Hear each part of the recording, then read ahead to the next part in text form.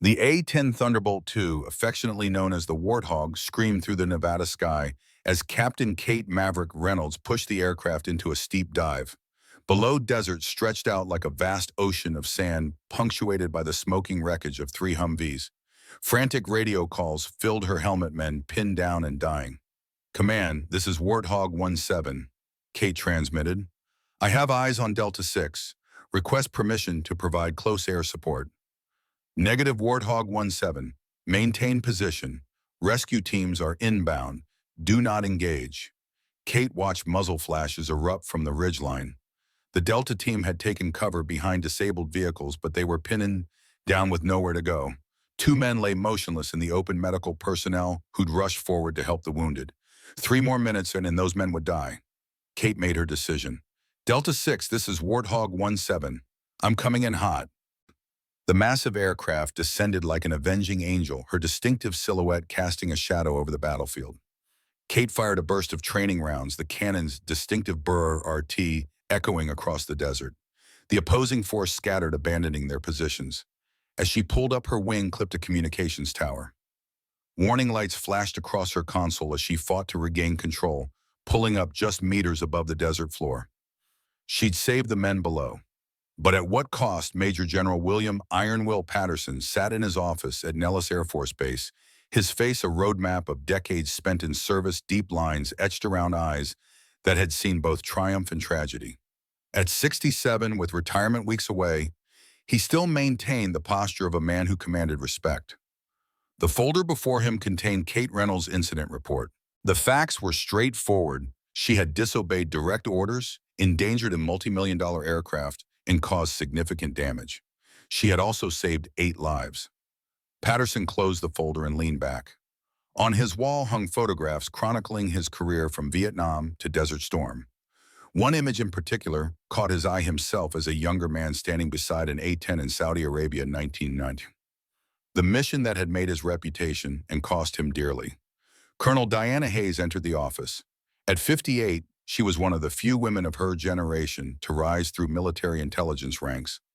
"The disciplinary hearing for Captain Reynolds is scheduled for 0900, she said. "The Flight Review Board is recommending permanent grounding." "Sit down, Diana. We've known each other too long for formality." Hayes took the seat. "Well, you can't protect her from this. She disobeyed direct orders." "Like someone else I once knew," Patterson replied with a hint of a smile. "That was different. We were at war. 8 people would have died if she hadn't intervened." Patterson picked up a pen, turning it between his fingers. "Do you know why they call the A-10 a warthog? It's ugly, ungainly, looks like it shouldn't even fly. But it's the most resilient, effective close air support aircraft ever built. Reynolds is a warthog, not pretty, not polished, but exactly what you want when everything has gone to hell." "She's also Jack Reynolds' daughter," Hayes said quietly. "I know what you promised him, Will." Patterson's expression darkened.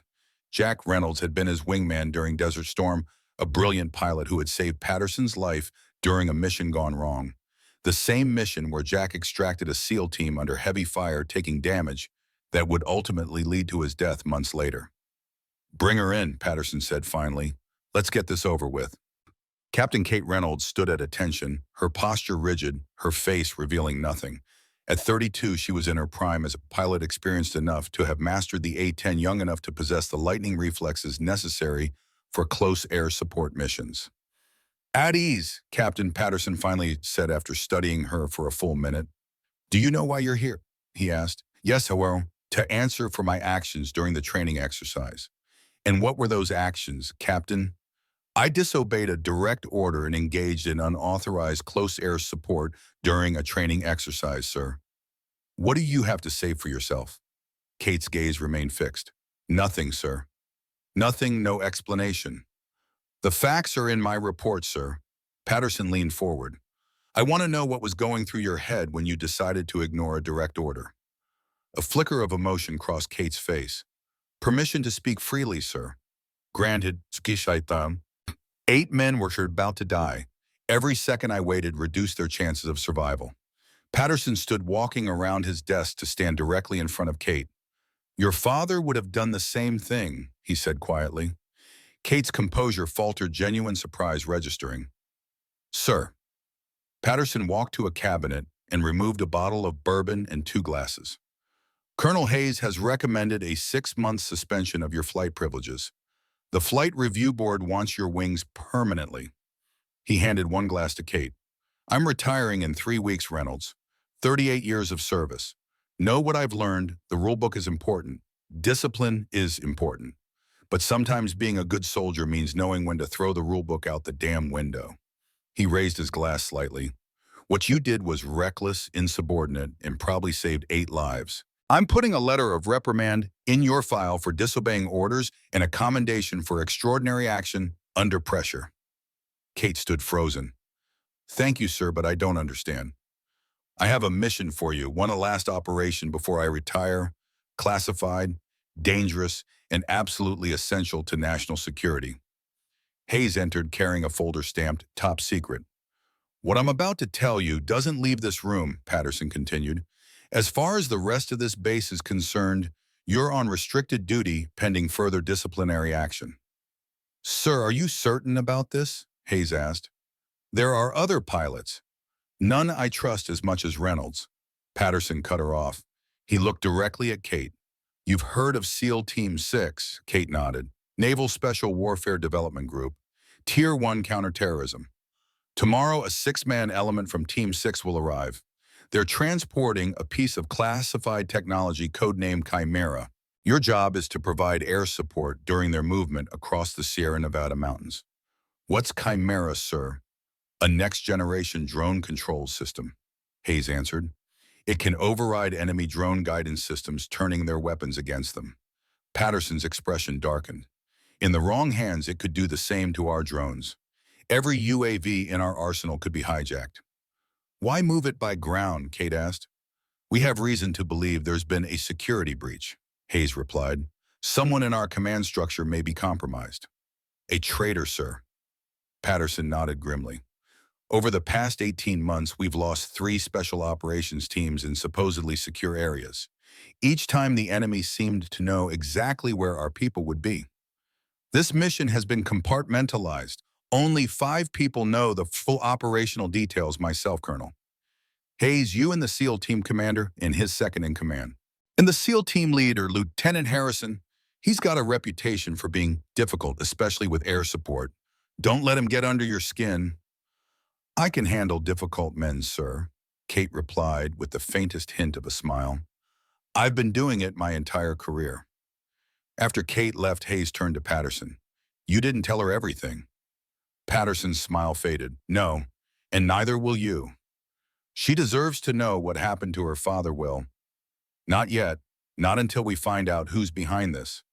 Patterson opened a drawer and removed an old photograph, 3 young officers in Vietnam himself, Jack Reynolds, and a 3rd man with a Special Forces patch. On the victim, Will, Jack, and Charlie, Quezon, 1971, brothers forever. Some ghosts were better left undisturbed, at least until the right moment. The hangar was dimly lit, occupied by a single A-10 Thunderbolt II.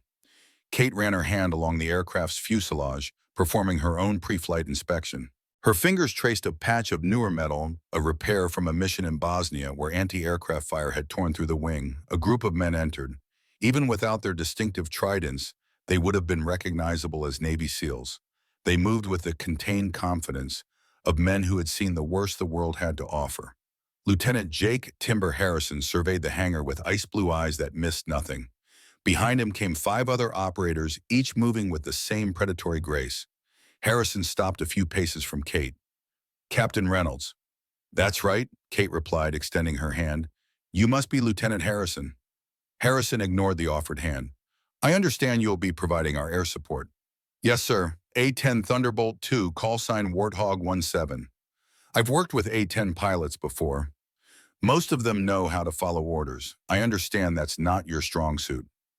Kate's face remained neutral despite the barb. I follow orders that make sense, Lieutenant, and I protect my people on the ground no matter what. The older SEAL stepped forward. Seems like my kind of pilot, Timber. He offered his hand to Kate. Senior Chief Robert Davis? They call me Chief. Kate shook his hand. Captain Kate Reynolds. Most people call me Maverick. For obvious reasons, Davis replied with a wink. Harrison cut in. We have a briefing in 20 minutes, Captain.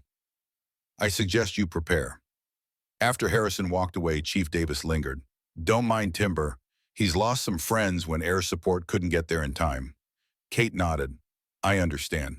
Davis studied her face more carefully. Reynolds? Any relation to Captain Jack Reynolds, A-10 driver in Desert Storm? Kate's expression tightened. He was my father. Recognition dawned in Davis's eyes. I thought you looked familiar. I served with your dad in '91. He saved my team's ass when we got pinned down outside Basra. You were there, Kate asked, suddenly intense. Davis nodded, a shadow crossing his face. That's a story for another time, Captain. But your old man was one hell of a pilot. He glanced toward Harrison. Better go before Timber has an aneurysm. See you at the briefing. The briefing room was Spartan maps of the Sierra Nevada region covered one wall, while another displayed satellite imagery of Dead Man's Pass. General Patterson stood at the head of the table with Colonel Hayes beside him. The SEAL team had arranged themselves on one side, Kate on the other. Operation Granite Shadow is Level 1 classified, Patterson began. What you hear in this room stays in this room. Hayes distributed thin folders to each person. The technology you're transporting, Patterson addressed the SEALs, is a prototype drone control system codenamed Chimera. Its capabilities are beyond anything currently deployed. Hayes stepped forward. Chimera was developed under a black budget program after we recovered similar technology from a defunct Soviet research facility. It can not only jam enemy drone guidance systems, but can actually hijack control, turning their UAVs against them.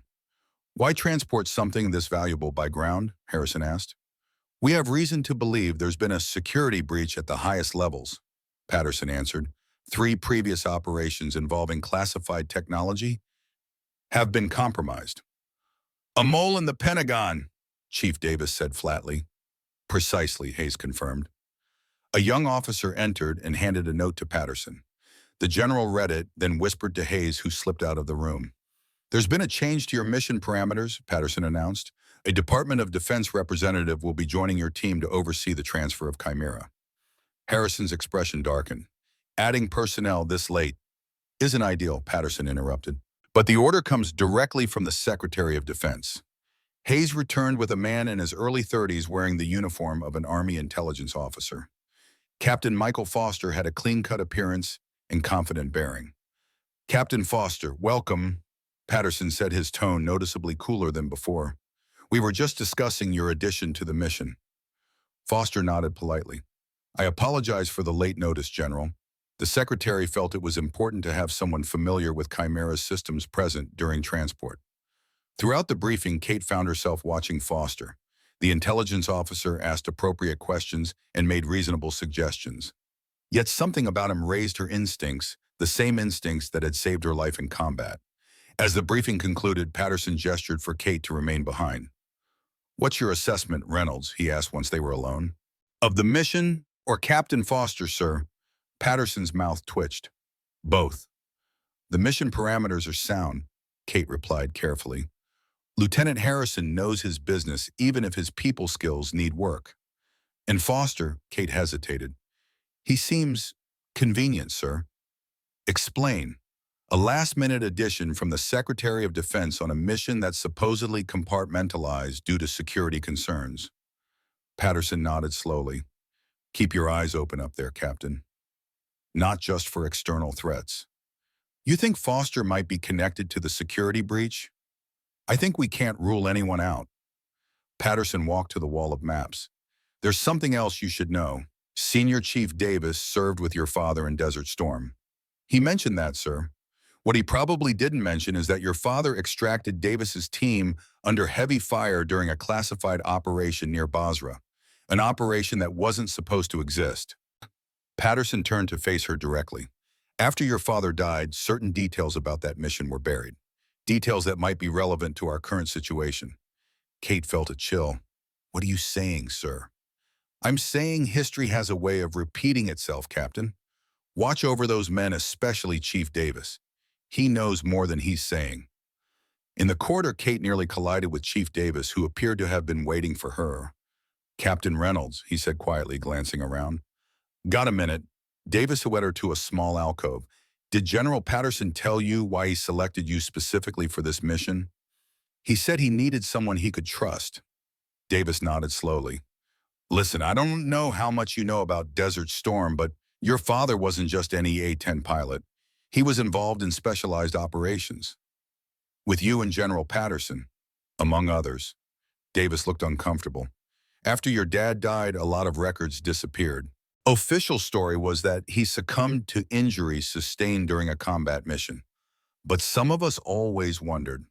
Kate's heart rate picked up. Wondered what Chief Davis leaned closer. Your father was asking questions before he died about an organization within our government called the Enterprise. Black operations off books funding the kind of stuff that doesn't officially exist. And you think that's connected to this mission? I think it's one hell of a coincidence that Patterson pulls Jack Reynolds' daughter for a mission involving classified tech and a potential mole. Davis straightened up. Watch your six up there, Captain. And if things go sideways, don't trust anyone except Patterson and maybe Hayes. They were your father's friends when it mattered. As Kate headed toward the hangar, she spotted Foster in an adjacent corridor, speaking quietly into a satellite phone, not standard-issue military equipment. He turned away when he noticed her, his body language suggesting he wanted privacy. Kate's instincts were on full alert. Something about this mission felt wrong, the same way the air pressure changes before a storm. The Sierra Nevada range stretched below like a dragon's spine, jagged peaks, still capped with snow, despite late spring warmth. Kate's A-10 maintained a holding pattern at 15,000 feet, providing a commanding view of the terrain. Below, two Humvees carrying the SEAL team followed a winding dirt road toward Dead Man's Pass. From her vantage point, Kate scanned for any sign of threat or ambush. Warthog 1-7, this is Timber. Radio check. Harrison's voice came through her headset. Timber, this is Warthog 1-7, reading you 5x5. We're approaching the eastern entrance to the pass. Any activity ahead? Kate studied the terrain through her targeting system. Negative, Timber. Pass looks clear. Kate's attention was drawn to a small weather system developing to the northwest, a cluster of clouds that hadn't been in the forecast. Warthog 1-7 to Timber. Be advised, I'm tracking a weather system moving in from the northwest. Could reach our AO in approximately 3 hours. Roger, Warthog. We'll be through the pass by then. Through her targeting camera, Kate watched Harrison confer with Davis and Foster outside the lead Humvee. Foster seemed to be arguing for something, gesturing repeatedly toward a side canyon. Harrison shook his head. The radio crackled. Warthog, this is Timber. Be advised, we're adjusting our route, taking the North Fork through Sentinel Canyon. Kate frowned, checking her map. Sentinel Canyon wasn't part of the mission plan. It was a narrower, more treacherous path that eventually rejoined the main route. Timber, Warthog. That route wasn't in the mission brief. Please confirm change. Confirmed, Warthog. Captain Foster has received updated intelligence suggesting our primary route may be compromised. Kate's instincts flared. Timber, can you switch to encrypted channel Alpha? Shh. When Harrison's voice came through again, it was on the special encryption. Go ahead, Warthog.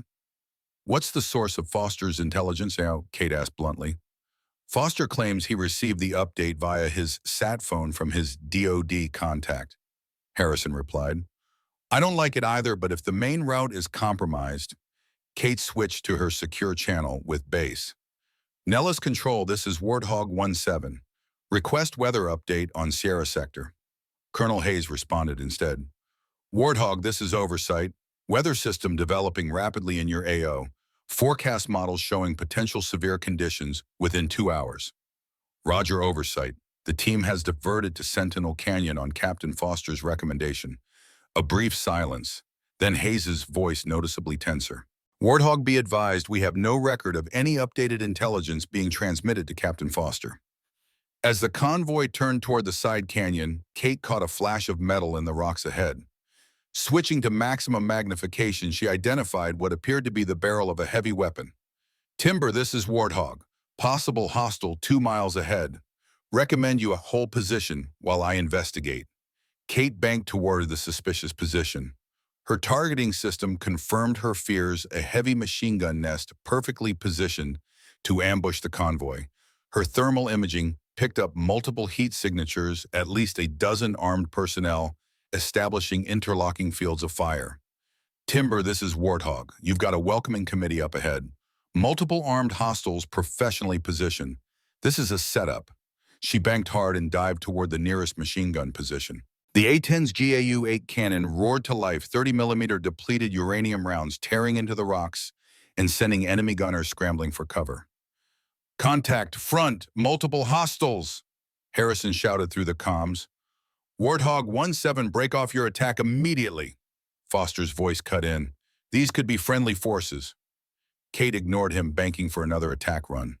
The GAU-8 spoke again, its distinctive BARRRT echoing through the canyon. "Foster, these are not friendlies," Harrison responded. "They're using Russian-made weapons in tactical formations consistent with Spetsnaz." Kate spotted Foster separating from the SEAL team, running not away from the enemy positions, but toward them, waving what appeared to be a signal flag. "Timber, be advised, Foster is moving toward enemy positions." "Chief, drop him," Harrison ordered coldly. A single shot rang out. Foster stumbled, clutching his leg, but continued moving toward the enemy line. Kate saw Foster reach a protected position and speak into his satellite phone, gesturing urgently toward the sky. Moments later, a flash of light from the ridgeline caught her attention. Kate's threat warning system screamed to life as her aircraft was painted by targeting radar. Surface-to-air missile taking evasive action. She rolled the A-10 hard right, deploying countermeasures. A streak of smoke erupted from the ridgeline, the missile tracking her with deadly precision. Kate pushed into a steep dive, heading straight for the canyon floor. At the last possible moment, she pulled up sharply, skimming the canyon wall. The missile couldn't match the turn and impacted the rock face in a massive explosion. But more missiles were launching a coordinated attack designed to eliminate her air support and trap the SEAL team. "Timber, you've got multiple SAM sites on the ridgelines. I'll suppress what I can, but you need to find cover now." Through her targeting system, she could see the SEAL team moving toward a cluster of large boulders. Chief Davis was dragging a wounded team member, while others provided covering fire. The storm arrived suddenly, sheets of rain sweeping through the canyon. Lightning flash followed almost immediately by thunder that Kate could feel through her aircraft's frame. "Warthog, this is Timber. We're pinned down with one wounded enemy closing from both directions. Need immediate support."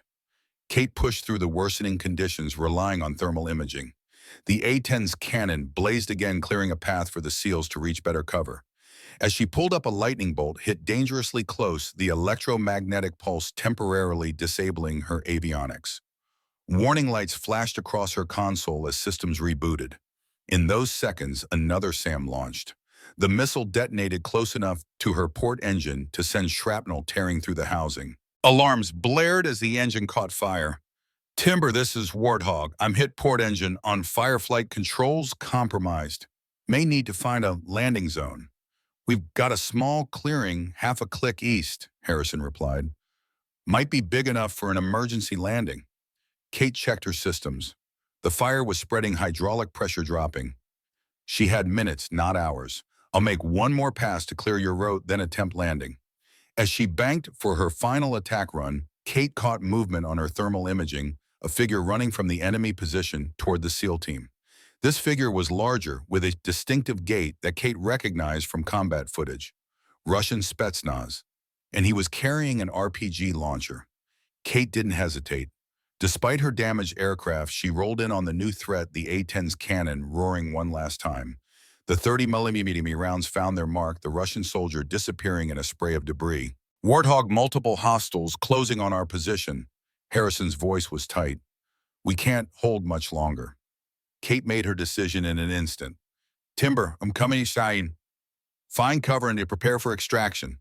"What the hell are you talking about? You can't land in this." "Not landing," Kate interrupted. "Crashing on my terms."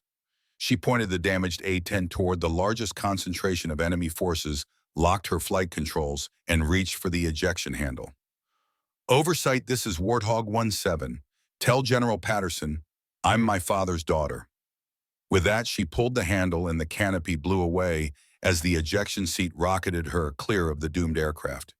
The A-10, now pilotless, but still deadly, continued its final attack run, crashing into the enemy position in a massive explosion that lit up the rain-soaked canyon. Kate's parachute deployed automatically, catching the violent updrafts from the storm and sending her spinning toward the canyon floor. The last thing she saw before impact was Chief Davis running toward her landing zone, firing his rifle one-handed while the storm raged around them. Then darkness claimed her, and with it came fractured images her father's face. Patterson standing beside a flag-draped coffin, and shadowy men in a wood-paneled room making decisions that would cost thousands of lives. The Enterprise, her father's killers, and now perhaps her own. The mission had just become personal. Consciousness returned to Kate in painful fragments. First came sensation, the cold bite of rainwater against her skin, the dull throb of what felt like a dislocated shoulder, the metallic taste of blood in her mouth. Then sound, the hollow boom of distant thunder, the staccato reports of small arms fire, and closer, a man's voice urgent and commanding. Captain Reynolds, stay with me? Kate forced her eyes open. Chief Davis knelt beside her, his weathered face streaked with blood and grime, one hand pressing a field dressing to her forehead, while the other maintained a white-knuckle grip on his rifle. The parachute that had saved her life now billowed uselessly in the storm winds, a splash of white against the dark canyon walls. Chief, she managed, her voice a rasp. The team pinned down about 200 meters east. Davis replied, his eyes constantly scanning their surroundings. You picked one hell of a landing zone, Captain. Right between us and at least a dozen hostiles. Memory rushed back Foster's betrayal, the ambush, her A-10 erupting in flames as she ejected. Kate tried to sit up, gasping as pain shot through her left shoulder. Dislocated, Davis confirmed. Need to set it before we move. Without waiting for her response, the SEAL gripped her arm and shoulder with practiced hands. Deep breath, Captain. The joint popped back with an audible crack that sent white-hot agony lancing through her body. Kate bit back a scream, tasting blood as she bit her lip. Sorry about that, Davis said, though his tone suggested medical niceties weren't his priority. Can you move? We got about 2 minutes before those boys over there figure out exactly where you landed. Kate tested her arm, finding the pain already receding to a manageable throb. I'm good. What's the situation? Davis handed her a 9mm sidearm. Foster led us straight into a trap. Tex hit bad, took a round through the chest. Timber and the others are holding a position in those rocks to the east, but we're surrounded.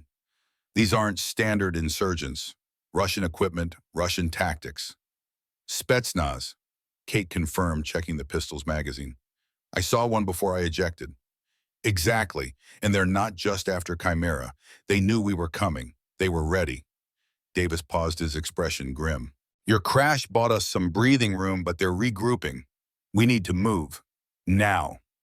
Kate holstered the pistol and retrieved her survival knife from her flight suit.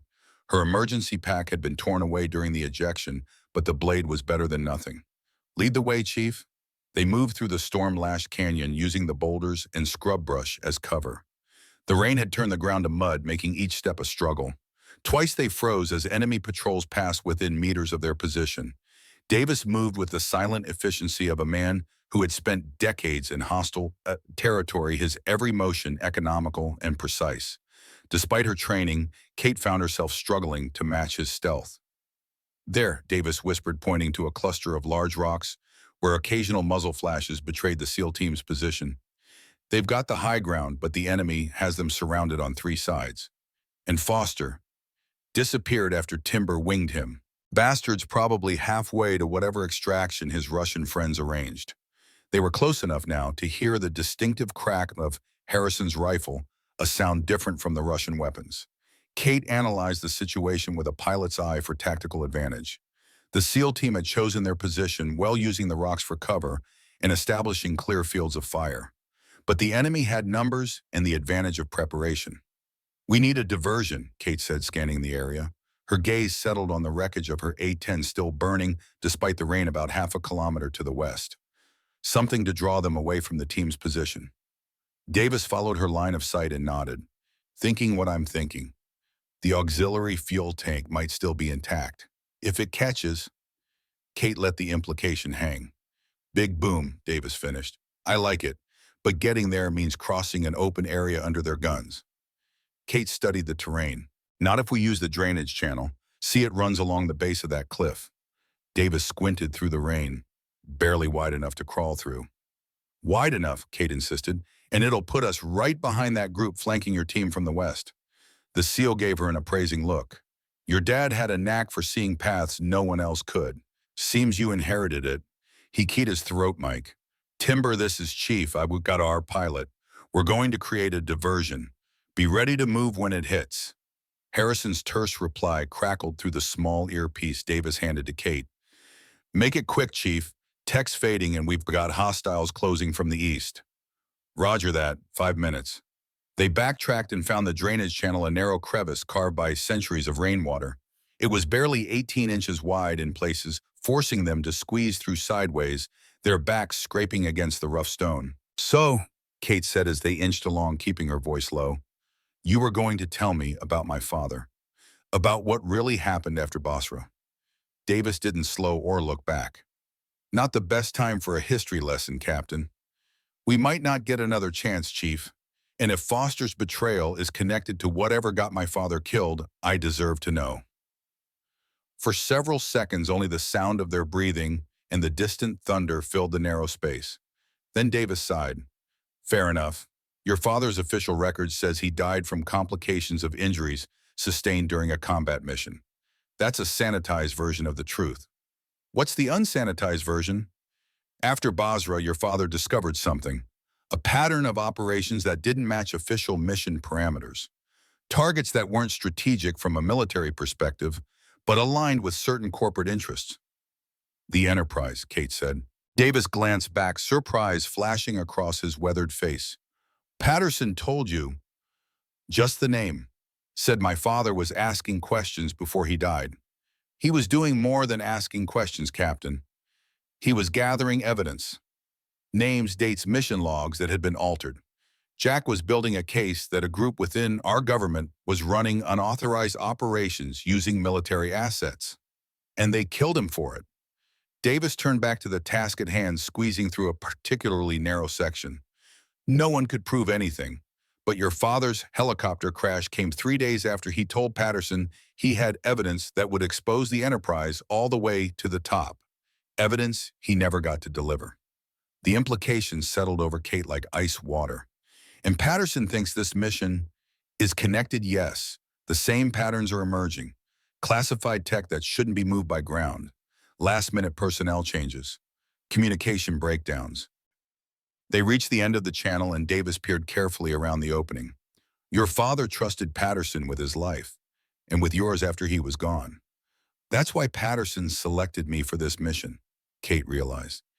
He's using me as bait. Davis turned to meeting her eyes directly. Not bait, a trigger.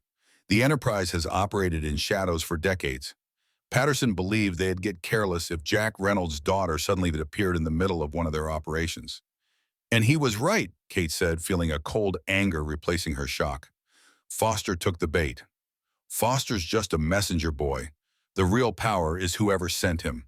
Whoever has been feeding Russian intelligence our mission details. Davis checked his watch.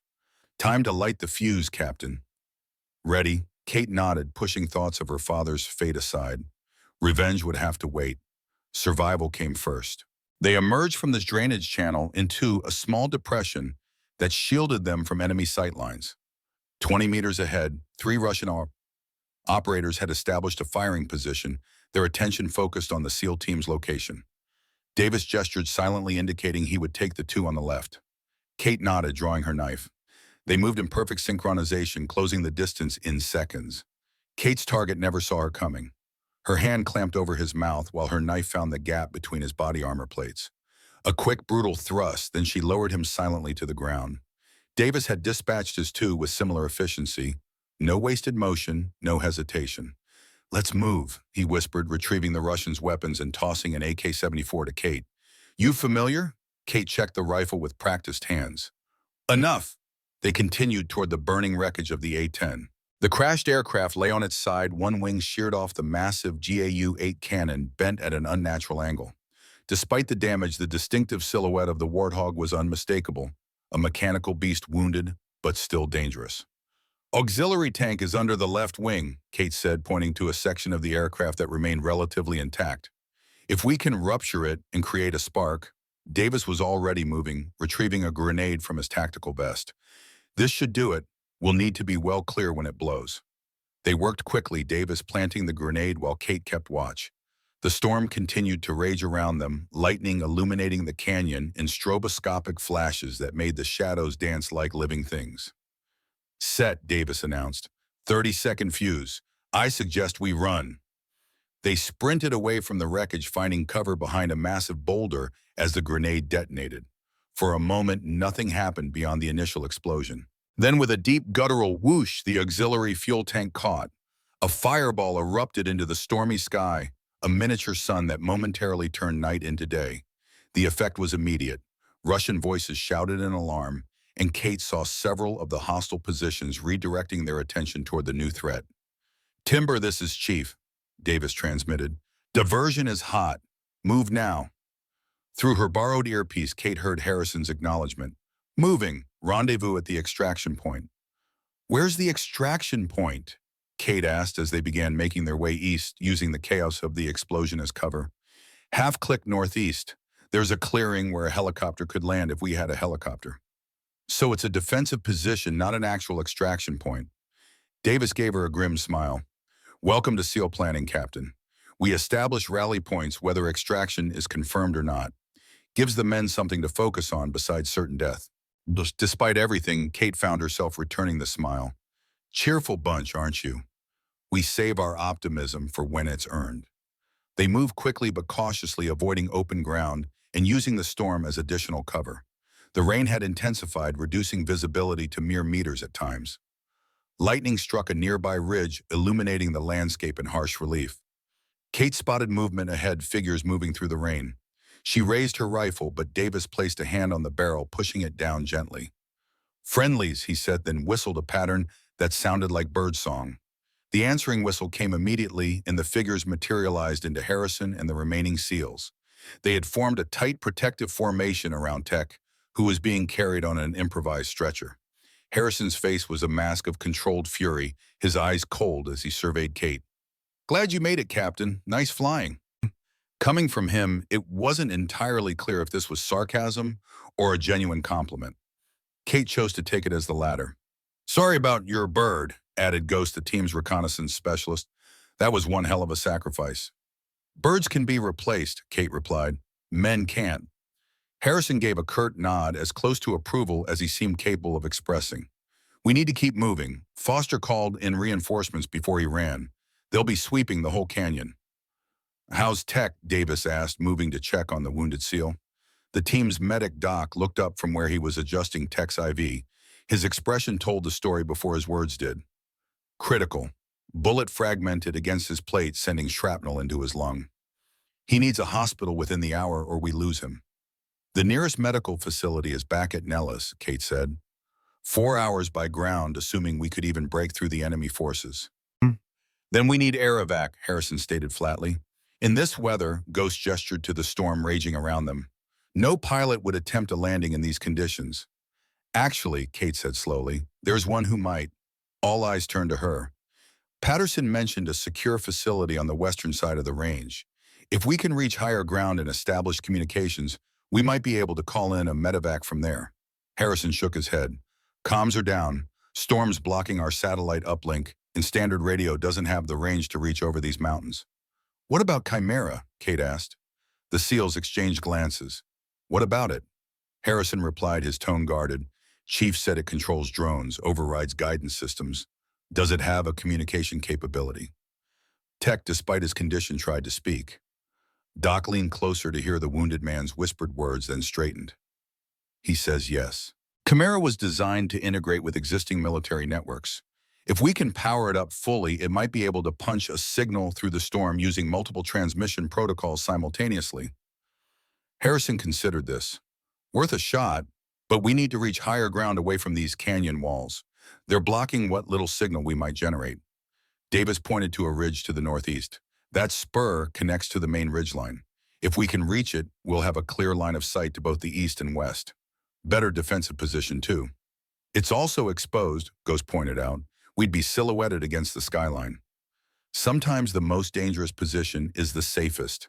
Kate said. They'll expect us to stay low, use the canyon for cover. Going high is a risk they might not anticipate. Harrison studied her with new interest. That's SEAL thinking, Captain. That's pilot thinking, Lieutenant. When you can't hide, sometimes it's better to be where everyone can see you. Makes them second-guess their approach. The SEAL commander nodded. All right, Ridge it is. Ghost take point. Doc Rookie, you're on stretcher duty. Chief, you and Captain Reynolds take our 6. I'll carry Chimera. For the first time, Kate noticed the reinforced case slung across Harrison's back, a black metallic box roughly the size of a small suitcase. The object that had caused all of this. The technology Foster had been willing to betray his country to acquire. They began their ascent, a slow, grueling process made more difficult by the need to carry tech and maintain security. The ridge was steep with loose shale that slid underfoot and sparse vegetation that offered minimal handholds. Kate and Davis maintained rear security, stopping periodically to listen and watch for pursuit. During one such pause, Davis handed her an energy bar from his tactical vest. You need calories, he said simply. Shock and blood loss will catch up to you otherwise. Kate accepted it gratefully, suddenly aware of the hollow feeling in her stomach. Thanks. As they ate, Davis studied her face in the dim light. You look just like him, you know. Same determination in the eyes. You never finished telling me about Basra, Kate said. About what my father discovered. Davis scanned the darkness below before answering. It wasn't just what he discovered, it was who. Your father identified key members of the Enterprise, military officers, intelligence officials, defense contractors, even congressmen. People with the power to redirect military assets for private gain. And one of those people arranged his death. That's what Patterson believes. Your father was going to take his evidence to the Joint Chiefs. 3 days before the meeting, his helicopter went down over friendly territory. No enemy fire reported. Mechanical failure, they said. But you don't believe that. Davis met her gaze steadily. Military aviation has safeguards upon safeguards. Redundant systems, multiple inspection protocols. For a helicopter to simply fail catastrophically without warning, the odds are astronomical. Unless someone wanted it to fail, Kate said, feeling cold despite the exertion of their climb. Exactly the same way Foster somehow knew exactly where to direct us for that ambush. The same way those Russian operators had anti-aircraft missiles ready to take out an A-10 that shouldn't have been there in the first place. Kate processed this connecting dots that had been scattered throughout her life. Her father's sudden death, Patterson's inexplicable interest in her career, the classified portions of her father's service record. If the Enterprise has that kind of reach, she said slowly, why hasn't Patterson exposed them? Why the elaborate setup with this mission? Because exposure isn't enough, Davis replied. These people operate in shadows, Captain. They've buried evidence before. They've eliminated witnesses. Patterson needed something concrete like Chimera in Russian hands, with a clear trail leading back to the source. He was building a trap, Kate realized, and Foster walked right into it. Davis nodded. Foster's communication logs will lead back to his handlers, and they'll lead to the Enterprise. If we survive to deliver them. There is that small detail, yes. A call came from above. They had reached the ridgeline. Kate and Davis made a final check of their back trail before joining the others at the top. The vantage point provided a commanding view of the canyon below. In the intermittent lightning flashes, Kate could make out movement, small groups of figures converging on their previous positions. The Russians were tracking them, but hadn't yet determined their new location. Harrison had set up a defensive perimeter, positioning his men at strategic points around Tech, who lay semi-conscious under a hastily erected rain shield. The Chimera device sat open beside him, its internal components glowing with a soft blue light. Tech talked Doc through the basic activation, Harrison explained as Kate approached. But we need someone who understands the communication protocols to make it work. What about Foster? Kate asked. He was supposed to be the expert. That's what he claimed, Harrison replied, his voice tight with anger. But we know why he was so eager to join the mission. Kate knelt beside the device, studying its interface. The technology was unlike anything she'd seen before, a complex array of circuitry and components that seemed to blend American and Russian design philosophies. This isn't just about drone control, she said, running her fingers over the intricate systems. This is a full-spectrum electronic warfare package. It could hijack any network system, drones, satellites, even secure communications. Can you make it work? Harrison asked. Kate hesitated. Maybe. My father taught me basic electronic warfare principles, and I've had SEER training on emergency communications. But this is cutting-edge tech. Tech's voice, weak but determined, interrupted from his makeshift bed. The initialization sequence is already complete. Just need to calibrate for signal boost. Doc tried to quiet him, but Tech insisted on continuing. 3 panels down, blue circuit board. There's a series of dip switches. Set them all to up position. Kate followed his instructions, locating the switches and adjusting them. The blue glow intensified and a low hum emanated from the device. Now the antenna array unfolded from the top panel. With careful hands, Kate opened what she had assumed was a simple cover, revealing an intricate folding antenna system. As she extended it, the metal elements locked into place with satisfying clicks. Communications. Protocols are pre-programmed. Tech continued, each word clearly costing him. Just need target frequency.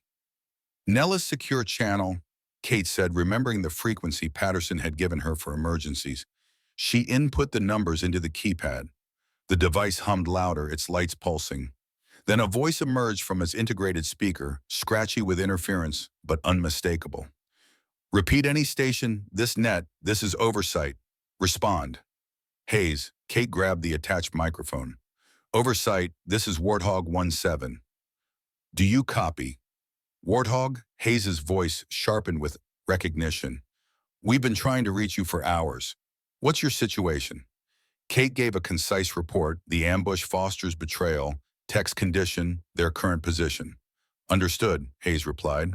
Be advised, General Patterson has authorized an emergency extraction. Weather conditions remain problematic, but we have a pilot willing to attempt insertion.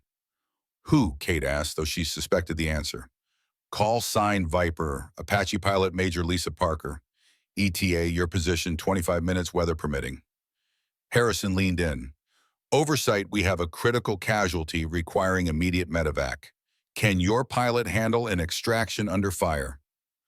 Affirmative. Viper is bringing 2 Apaches, one configured for medical evacuation with a flight surgeon aboard. The second will provide covering fire. Relief washed through Kate, but it was short-lived. Ghost's urgent whisper cut through the moment. Movement. Multiple hostiles ascending the eastern slope. Harrison was instantly alert. Numbers. I count at least 15, well-armed, moving in tactical formation. They found us, Davis said, taking up position behind a rock outcropping. Question is how? The answer came in a burst of Russian speech from the Chimera device the system had connected to other frequencies besides the one Kate had entered.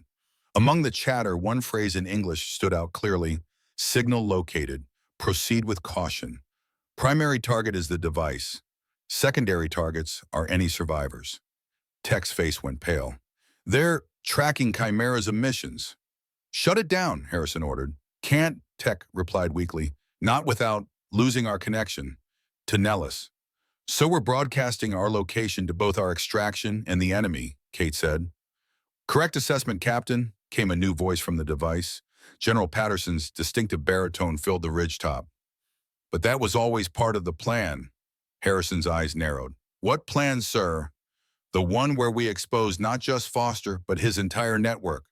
The one where we finally bring the Enterprise into the light. Patterson's voice was steady, resolute. Colonel Hayes is monitoring Russian communications. Their orders came directly from a source inside our government, someone high enough to authorize Foster's addition to your mission. With all due respect, sir, Harrison replied, we have a man dying up here. This isn't the time for intelligence games. No games, Lieutenant. Major Parker is inbound with medical support. But I need you to hold that position for 20 more minutes.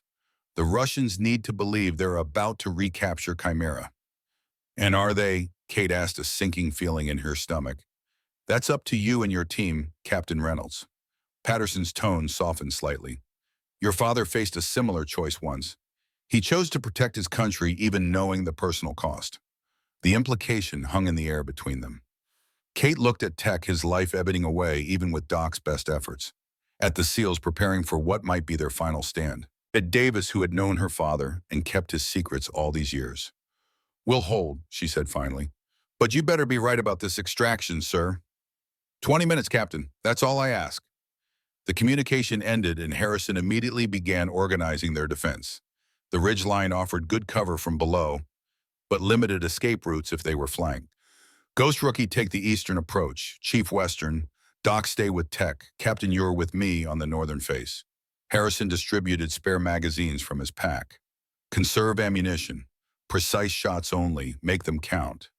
Kate took position beside Harrison using a natural depression in the rock as cover. The Russian forces were visible now, their tactical lights cutting through the rain as they ascended toward the ridgeline.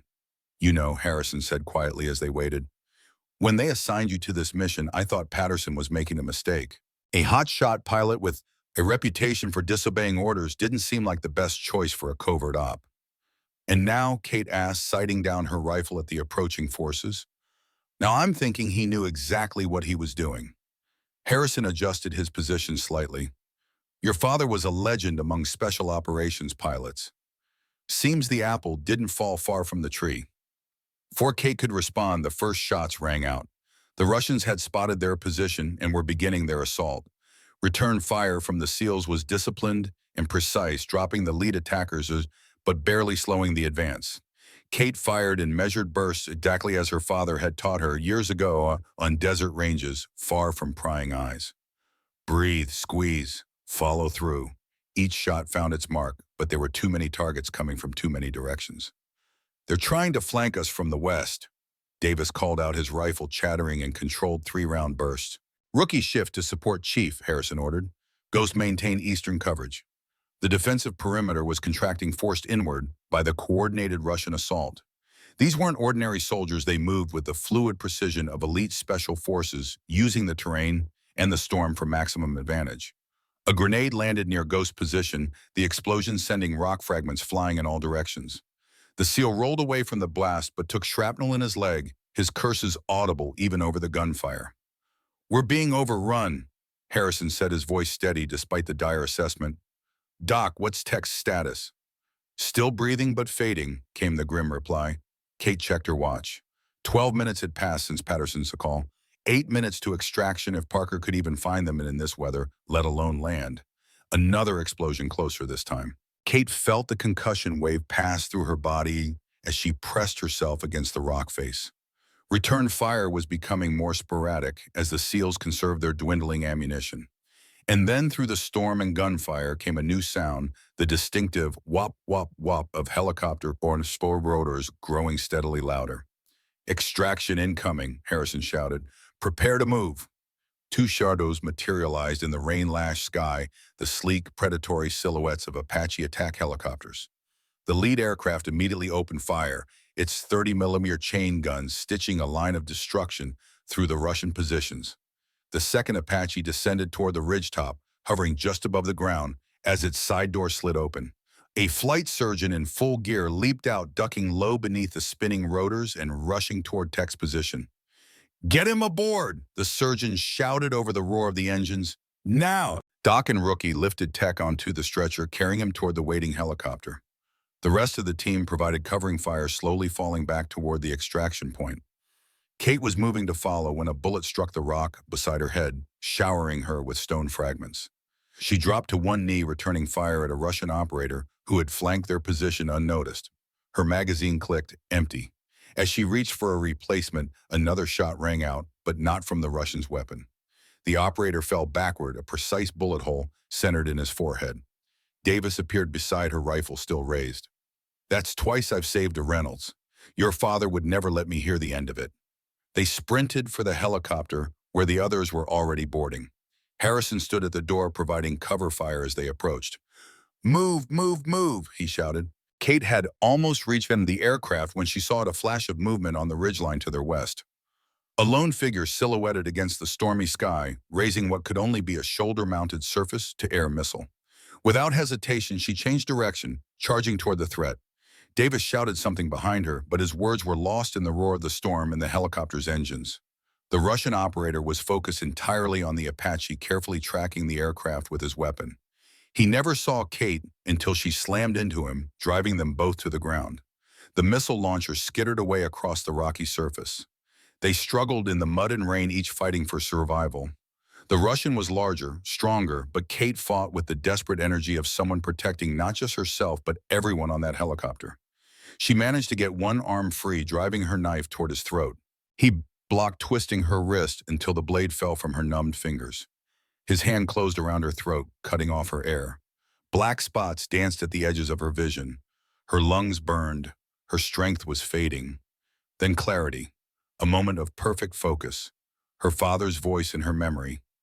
When nothing else works, use what they don't expect.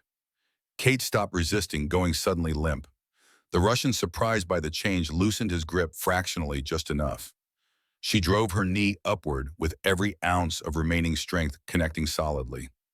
As he doubled over, she scrambled for her fallen knife, found it, and struck in one continuous motion. The blade sank home. The Russian stiffened, then collapsed. Kate staggered to her feet, turning back toward the helicopter. Through the rain and darkness, she could see it lifting off, leaving without her. But then it rotated, hovering, and she saw a figure in the open door. Davis reaching out toward her, shouting something she couldn't hear over the engines. She ran, pushing her exhausted body beyond its limits, sprinting across the ridgeline as bullets kicked up dirt around her feet. The Apache dipped lower, matching her movement. Davis's hand stretched out. Kate reached up, their fingers almost touching. A searing pain tore through her side. She stumbled, nearly falling. A bullet. But she kept moving, her father's determination driving her forward. Their hands connected. Davis pulled, hauling her upward with a strength born of desperation. She tumbled into the helicopter as it banked sharply away from the ridgeline, the door sliding shut behind her. Inside, organized chaos. The flight surgeon worked frantically over Tech's prone form, administering blood and oxygen. The other SEALs secured themselves against the violent maneuvers as the pilot pushed the aircraft to its limits. "Captain's hit," Davis called out. Kate looked down, surprised to see blood spreading across her flight suit. The adrenaline had masked the pain, but now it returned with a vengeance. Doc moved to her side, cutting away the fabric to examine the wound. "Through and through. Missed anything vital, but she's losing blood." He pressed a field dressing against the entry and exit wounds, then connected an IV line to her arm. "Hang tight, Captain, We're not losing anyone else today." The helicopter pitched and rolled as it navigated through the storm, the pilot, Major Parker, demonstrating why she had earned her call sign. Through the small window, Kate could see the second Apache providing escort, its weapons still engaging targets on the ridgeline. "Chimera," she managed to ask, her voice weak even to her own ears. Harrison patted the secure case beside him. "Safe. Mission accomplished, Captain." "Foster." "No sign of him during the extraction," Davis replied, checking her bandages. "But if he survived, we'll find him. Patterson's people are already tracking the communications from the ridge." Kate nodded, feeling the medication from the IV beginning to take effect. The pain receded, replaced by a floating sensation. But before she surrendered to it, there was one more question. "The Enterprise, did we get them?" Davis leaned closer, his voice pitched for her ears alone. "We got them, Kate. Patterson recorded everything: Foster's communications, the Russian operational orders, the authorization codes that could only have come from inside our government. Your father's evidence has been completed. His mission is finished." Kate felt something release inside her, a tension she'd carried so long she'd forgotten it was there. As the helicopter thundered through the storm, carrying them back toward safety, she finally allowed herself to close her eyes. Her last conscious thought was of her father. She hoped wherever he was, he would be proud of what his daughter had accomplished in the storm-lashed mountains of the Sierra Nevada. The mission might be complete, but Kate Reynolds knew this was only the beginning. The Enterprise had shown its hand. Now the real war would start, and she intended to be on the front lines. Kate awoke to the steady beep of medical monitors and the antiseptic smell of a hospital room. Sunlight streamed through half-drawn blinds, casting golden bars across the white sheets of her bed. For a moment, disorientation gripped her. The last thing she remembered was the thundering chaos of the helicopter extraction. Now quiet. Stillness. "Welcome back, Captain." She turned her head to find General Patterson sitting beside her bed, looking somehow older than when she'd last seen him. The lines in his face seemed deeper, the silver of his hair more pronounced. "How long?" she asked, her throat dry. 3 days, Patterson replied, offering her a cup of water with the straw. You lost a lot of blood before they got you back here. The doctors had to put you under while they repaired the damage. Kate sipped the water gratefully. Tech, touch and go for the first 24 hours, but he'll make it. Your SEAL friends have been taking shifts sitting with him. Seems they have adopted you both into their exclusive club. The mission at Tartu was a success thanks to you and Lieutenant Harrison's team. Patterson leaned forward slightly. Chimera is secure. More importantly, we have the evidence we needed. The communications logs from Foster's satellite phone, the Russian operational orders, the authorization codes that could only have come from certain offices within the Pentagon. Patterson's expression hardened. Still missing. But we'll find him. People like Foster always make mistakes eventually. Kate adjusted her position, wincing as pain flared in her side. And the Enterprise? That's complicated. Patterson glanced toward the door as if checking they were truly alone. What I'm about to tell you doesn't leave this room, Captain. Not yet. He reached into his jacket and removed a small data drive, turning it in his fingers. This contains everything your father discovered, plus what we gathered during Operation Granite Shadow. Names, dates, financial transactions, operational details going back 30 years. Why haven't you released it? Because exposure alone isn't enough. These people have insulated themselves with layers of deniability. They've buried evidence before. They've eliminated witnesses. Patterson's eyes met hers. I need to be strategic about how and when this information comes to light. Kate studied the old general's face. What are you planning, sir? I'm retiring in 4 days, Captain. Once I'm a civilian, I'll be meeting with certain members of Congress, the Joint Chiefs, and selected media contacts.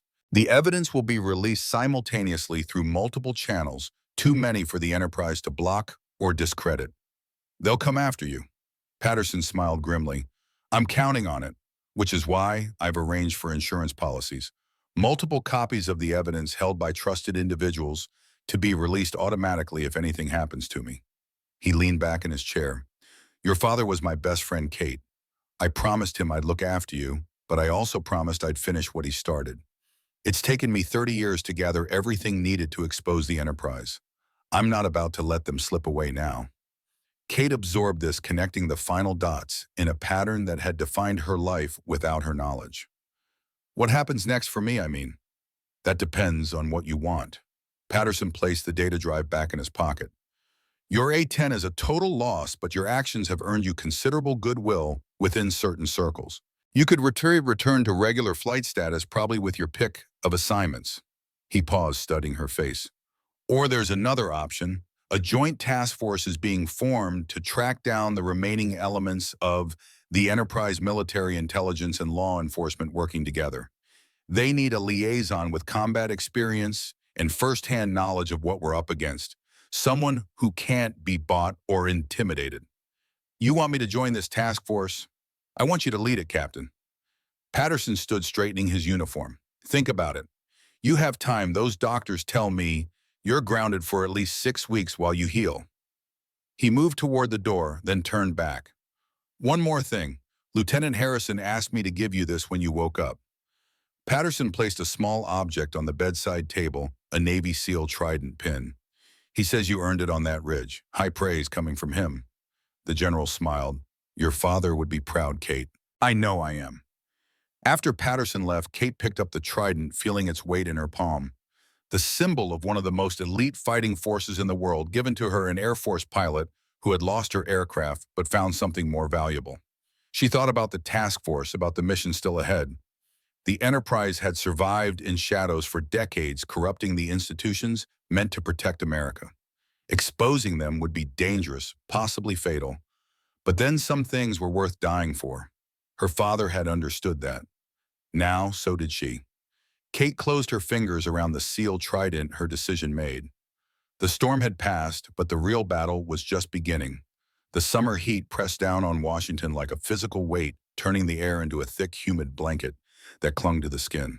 Kate Reynolds stood at the window of her temporary apartment, watching thunderclouds building on the horizon, their dark silhouettes mirroring the storm brewing in the capital's corridors of power. Her side still ached where the Russian bullet had torn through her 6 weeks earlier. The wound had healed cleanly, but the doctors warned her that phantom pain might linger for months, a reminder of what she had survived, what they had all survived. On the coffee table behind her lay a copy of that morning's Washington Post. The headline dominated the front page. Retired general alleges decades of corruption within military-industrial complex. Patterson had made his move just as he promised. After his retirement ceremony 4 days earlier, he had simultaneously released evidence to 3 major newspapers, 2 senators on the Armed Services Committee, and the director of the FBI. The enterprise, after decades in the shadows, was being dragged into the harsh light of public scrutiny. Kate's secure phone buzzed a text from Davis. Watching the news. She typed back, "Hard to miss. How's the team?" "On standby. Timber says we move when you give the word." Since the Sierra Nevada mission, the relationship between Kate and the SEAL team had evolved from reluctant cooperation to something approaching friendship. Harrison Timber, to her now, had insisted that she train with them during her recovery, teaching her advanced tactical skills, while she shared her expertise in aviation and electronic warfare. They had become her team, and they would be joining her on the mission ahead. A soft knock at the door interrupted her thoughts.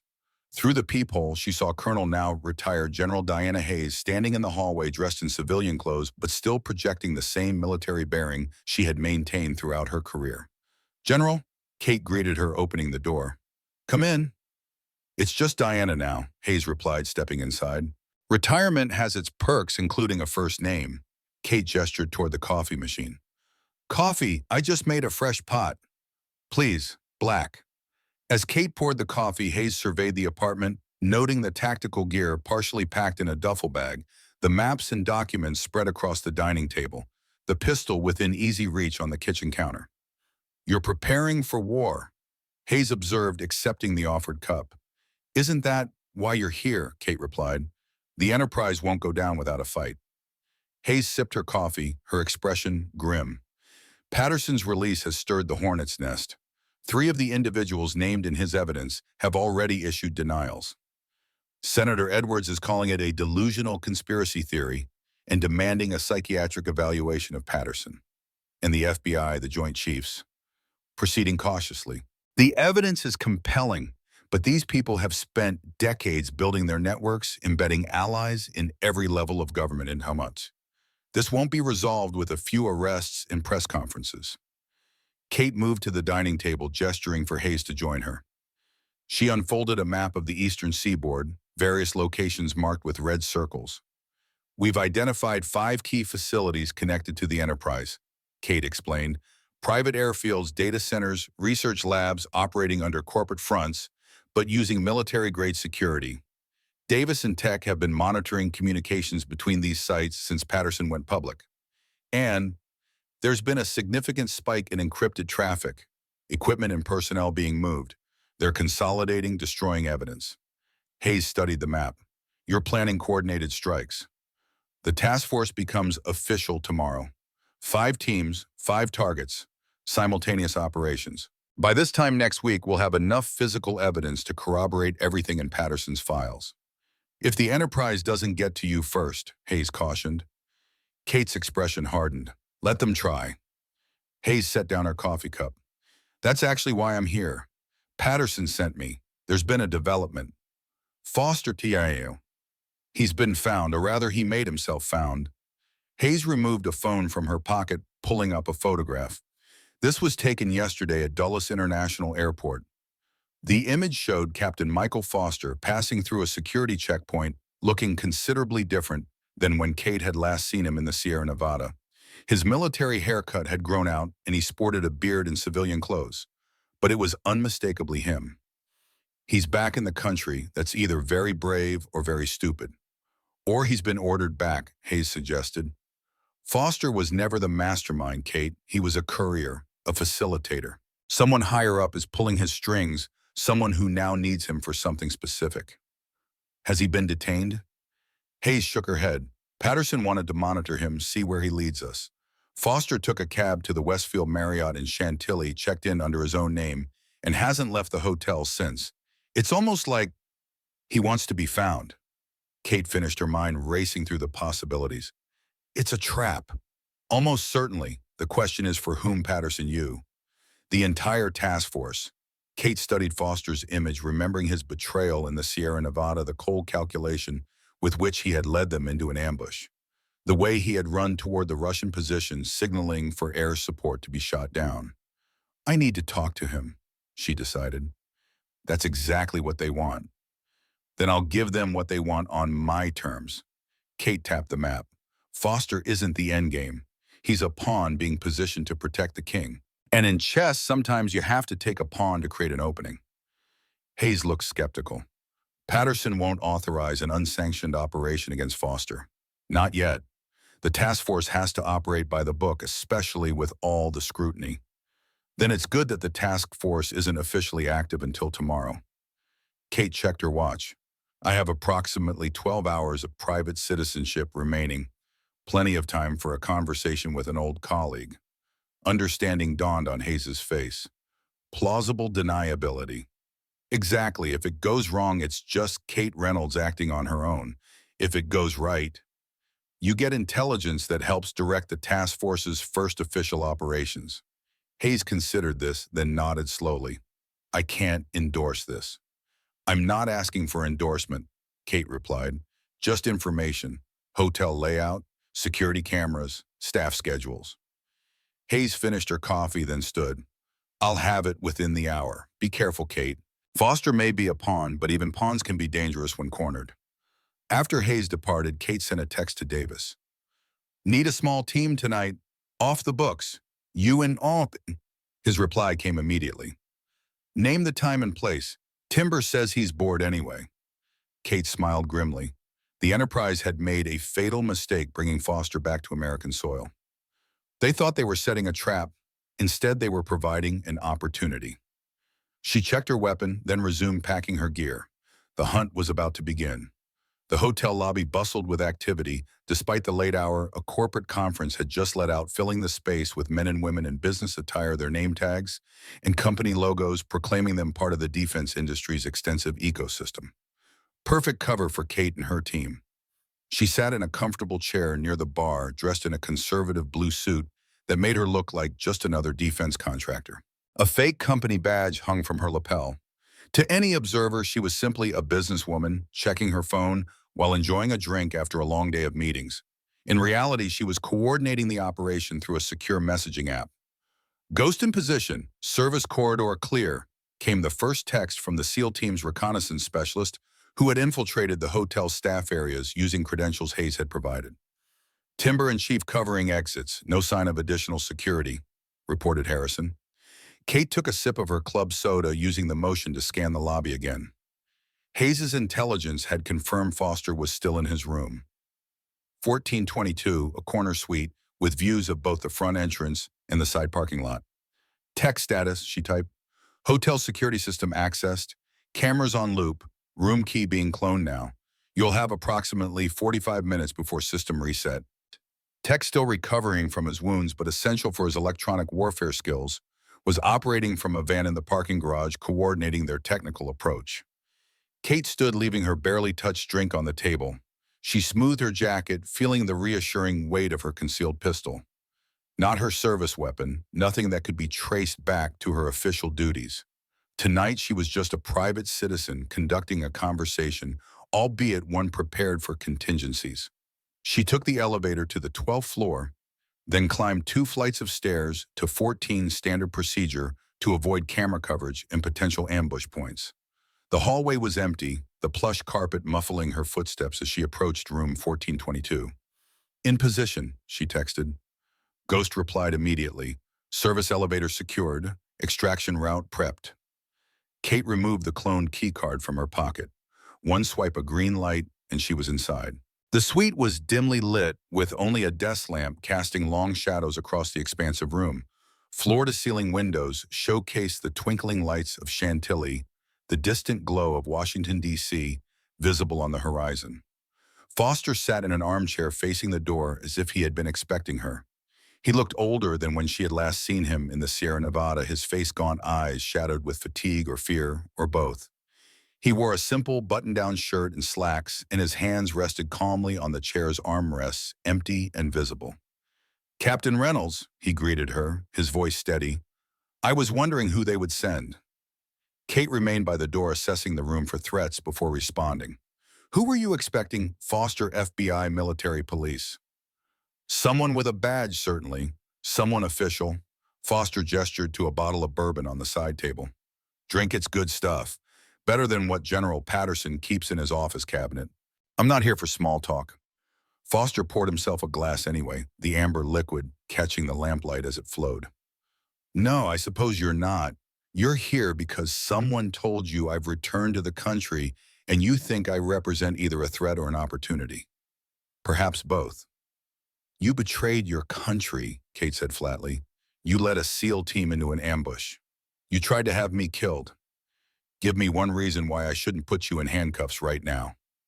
Foster took a deliberate sip of his bourbon before answering. "Because I have something you need. Information about the enterprise that isn't in Patterson's files. Names, locations, operational plans, including what they intend to do about his very public accusations. And you're just going to give me this information out of the goodness of your heart?" "No." Foster set down his glass. "I'm going to give it to you in exchange for protection. Witness security, a new identity. A chance to disappear before they realize I've switched sides."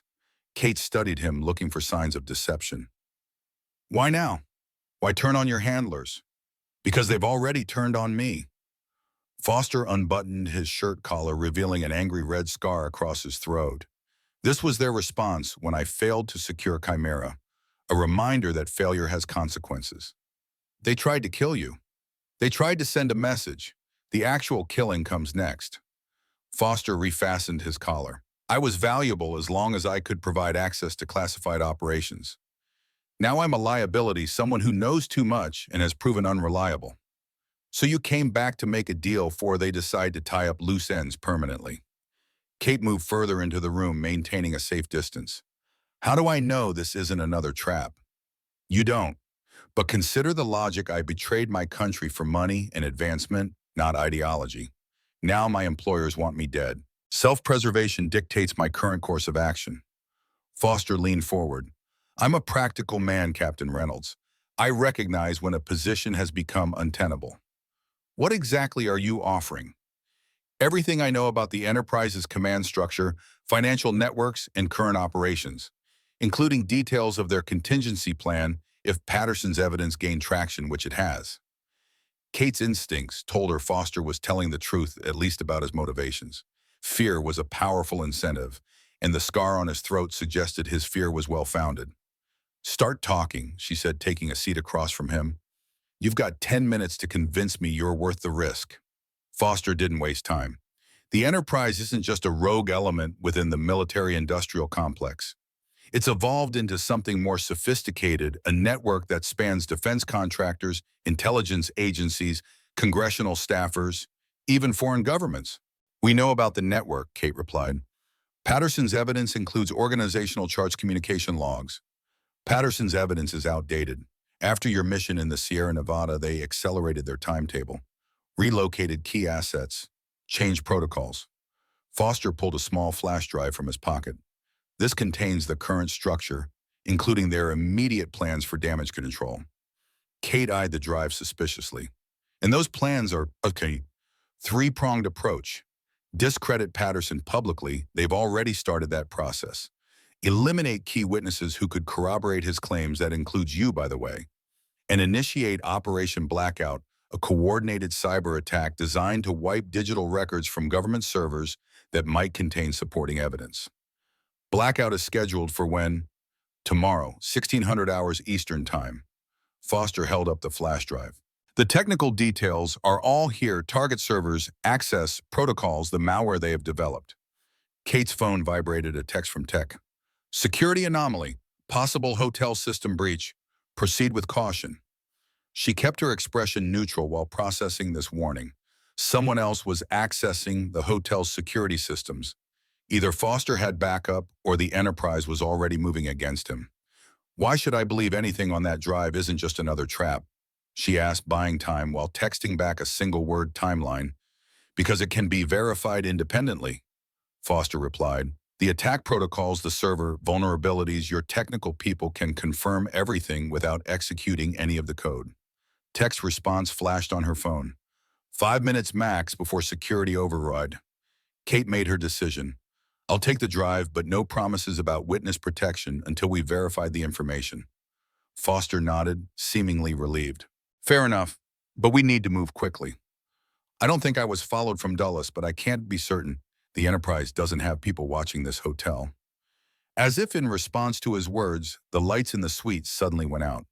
Emergency lighting kicked in seconds later, bathing the room in a dim red glow. That's not the hotel system, Foster said, alarm evident in his voice. That's them. They're here. Kate's phone lit up with urgent messages from her team. Hotel power grid compromised. Switching to backup generators. Tech. Multiple armed individuals entering through service entrance. Ghost. Converging on your position. Extraction route alpha compromised. Timber. Kate drew her weapon. How did they find you so quickly? I don't know, Foster insisted, genuine fear in his eyes. Unless, he checked his shirt collar, running his fingers along the seam until he found what he was looking for, a device no larger than a grain of rice. Tracker. They must have embedded it when they... He gestured to the scar on his throat. We need to move. Now. Kate grabbed the flash drive from Foster's hand and headed toward the door. Stay behind me. She keyed her throat mic. Team target acquired. Moving to extraction point Bravo. Need immediate support. Roger, that's, came Harrison's terse reply. Chief and I are en route to your position. Elevator shaft secured by Ghost. Meet it at service level B2. Kate checked the hallway clear for now. She gestured for Foster to follow as she moved toward the emergency stairwell at the far end of the corridor. They had descended 2 flights when the door above them burst open. Kate looked up to see 2 men in tactical gear, their weapons trained downward. Down, she shouted, pushing Foster ahead of her as bullets struck the metal stairs where they had been standing seconds earlier. They descended at a near run, the gunmen in pursuit. At the 10th floor, Kate paused long enough to fire several shots upward, forcing their pursuers to take cover. Change of plan, she transmitted. Hostiles in stairwell, moving to alternate route. She led Foster through the 10th floor door and into the hallway, proceeding quickly toward the service elevator Ghost had secured earlier. Hotel guests, alarmed by the sounds of gunfire, were emerging from their rooms in confusion. Fire alarm, Kate ordered Foster. Pull it. He complied without question, triggering the hotel's emergency system. Alarms blared throughout the building, adding to the chaos and providing cover for their movement. They reached the service elevator, finding Ghost waiting inside his compact submachine gun held at the ready. Sit rep, Kate asked as they entered. Hotel being evacuated, local police responding ETA 3 minutes. At least 6 hostiles identified, professional operators based on movement patterns. Not local talent. Extraction. Garage level B2. Tech has the van ready. The elevator descended smoothly despite the emergency conditions. Tech's override keeping it operational, while the rest of the hotel systems responded to the fire alarm. They were waiting for me, Foster said, his voice hollow. They knew I would make contact with someone from Patterson's team. You were bait, Kate confirmed. But the question is, were you willing bait or just a pawn? Before Foster could answer, the elevator jerked to a halt between floors. Tech status, Kate demanded over her comm. External override. They've taken control of the building's main systems. Working to counter. Ghost moved to the elevator's ceiling panel. Manual exit, we climb. Using his considerable strength, he forced the panel open and pulled himself through. Kate followed, then helped Foster up. They found themselves in the dimly lit elevator shaft, the service ladder visible along one wall. B2 is 3 levels down, Ghost informed them. Ladder to your left. They had descended 1 level when the elevator car below them suddenly began to rise, someone overriding the emergency protocols to bring the car up to their position. Move, Kate ordered, increasing her pace on the ladder. They reached the B1 level doors just as the elevator car closed in from below. Ghost braced himself against the shaft wall and forced the doors open, creating just enough space for them to squeeze through. The B1 garage level was illuminated only by emergency lighting, creating pools of shadow between the parked vehicles. In the distance, they could hear the wail of approaching sirens, the local police responding to the fire alarm. "Tech, we need a route to B2, Kate transmitted. "Vehicle ramp at the northwest corner," came the reply. "But be advised, thermal imaging shows 3 hostiles already on B2 approaching the van's position. Chief and Timber engaging." The sound of suppressed gunfire from the level below confirmed Tech's assessment. The Enterprise's operators had anticipated their extraction route. "Ghost, take Foster to the northeast stairwell," Kate ordered. "Alternate extraction point. I'll draw their attention." "Captain," Foster began to protest. "Not negotiable." Kate cut him off. "That flash drive is what matters now. Get it to Patterson." Ghost nodded grimly, understanding the stakes. He took Foster's arm and disappeared into the shadows of the garage, moving toward the emergency exit. Kate moved in the opposite direction toward the vehicle ramp. She needed to create a diversion draw, a tension away from Ghost and Foster long enough for them to reach the alternate extraction point. The ramp descended in a gentle spiral, offering limited visibility around its curve. Kate moved cautiously, using parked cars as cover. At the bottom of the ramp, she could see muzzle flashes the firefight between Harrison's team and the Enterprise's operators. She keyed her mic one last time. "Timber, be advised. Coming in from the north ramp. Prepare for flanking maneuver on hostiles." "Roger," Harrison responded. "We're pinned down behind the support pillars. 3 hostiles, well-armed, professional." Kate reached the bottom of the ramp, getting her first clear view of the B2 level. The Enterprise's operators had taken positions that effectively trapped Harrison and Davis behind a row of concrete pillars. Their extraction vehicle, a nondescript panel van where Tech would be coordinating their communications, was visible about 30 meters beyond the firefight. Kate analyzed the situation in seconds. The enemy operators were focused entirely on Harrison and Davis, unaware of her position on the ramp. She had the element of surprise, but it wouldn't last long. Taking careful aim, she fired twice, striking the nearest operator in the shoulder and sending him sprawling for cover. The other 2 immediately shifted their attention, returning fire in her direction. "Now!" she heard Harrison shout over the comm. The SEAL commander and Davis emerged from cover simultaneously, their coordinated fire forcing the enemy operators to divide their attention. It was exactly the opportunity Kate had hoped to create. She moved forward, using vehicles for cover, as she closed the distance to the extraction van. One of the operators spotted her movement and pivoted to engage, but Harrison's precision fire struck him center mass before he could squeeze the trigger. The remaining operator realized his position was compromised. He tossed something toward the pillars where Harrison and Davis had taken cover, a grenade, its arcing trajectory visible in the dim emergency lighting. "Grenade!" Kate shouted. The explosion echoed through the garage, the concussion wave rolling across the concrete floor. When the smoke cleared, Kate saw Davis on the ground. Harrison crouched protectively over him. "Status!" she demanded, still moving toward their position. "Chief's hit!" Harrison reported, his voice tight. "Shrapnel, conscious but bleeding." Kate reached their position, quickly assessing Davis's condition. The SEAL had taken shrapnel to his left leg and side, serious, but not immediately life-threatening. "Can you move him?" she asked Harrison. "Affirmative." Together they helped Davis to his feet, supporting him between them as they made their way toward the extraction van. The remaining enemy operator had disappeared, either retreating or repositioning for another attack. They reached the van, Harrison sliding the side door open to reveal Tech at a portable workstation, multiple screens showing security camera feeds and building schematics. "Ghost status?" Kate asked as they helped Davis into the van. "Already clear with the package," Tech replied, not looking up from his screens. "Alternate vehicle en route to the safe house. Local police establishing perimeter around the hotel. We need to move now." Harrison took the wheel while Kate helped Tech secure Davis in the back. The van's engine roared to life, and they accelerated up the exit ramp, emergency lights flashing to mimic a first responder vehicle. They cleared the hotel perimeter just as police cruisers converged on the main entrance. The officers, focused on the apparent emergency inside the building, paid little attention to another emergency vehicle departing the scene. "Alternate route to safe house programmed," Tech announced, passing a tablet to Harrison in the front seat. "Ghost confirms secure arrival with the package." Kate applied pressure bandages to Davis's wounds, her training from the SEAL team proving its value. The older operator managed a pained smile. "Just like old times," he said through gritted teeth. "Your father would have handled it the same way you know. Quick thinking, decisive action." "Save your strength, Chief," Kate replied, though the comparison warmed something inside her. We're not in the clear yet.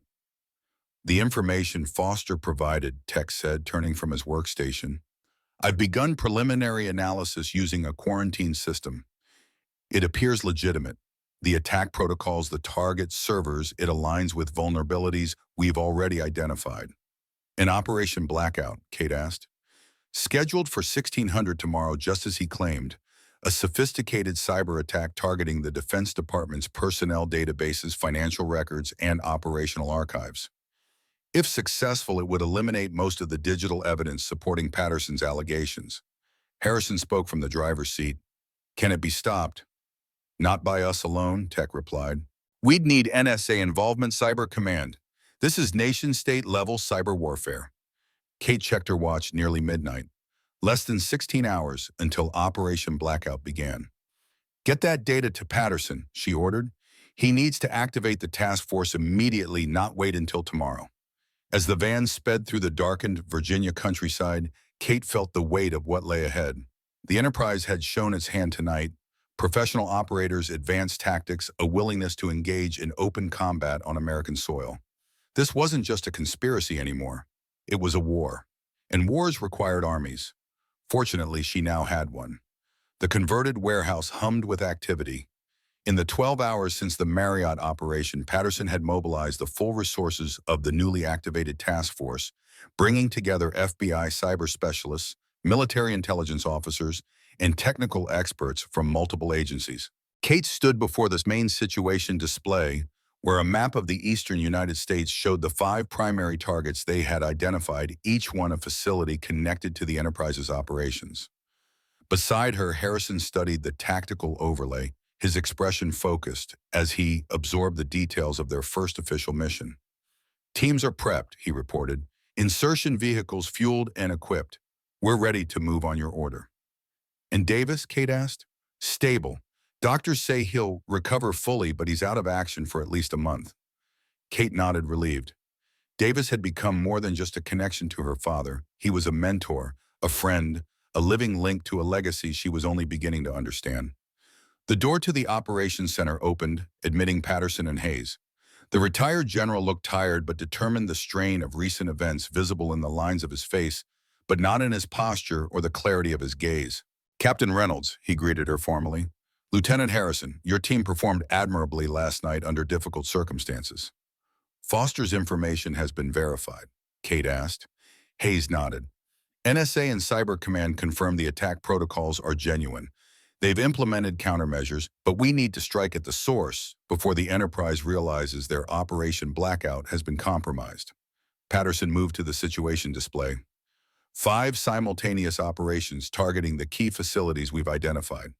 Your team will take Alpha Site, a private research facility outside Baltimore, where we believe the cyber weapons for Blackout were developed. Objectives? Harrison asked. Secure the facility. Retrieve all data related to the Enterprise's cyber operations. Detain key personnel for questioning. Patterson's expression hardened slightly.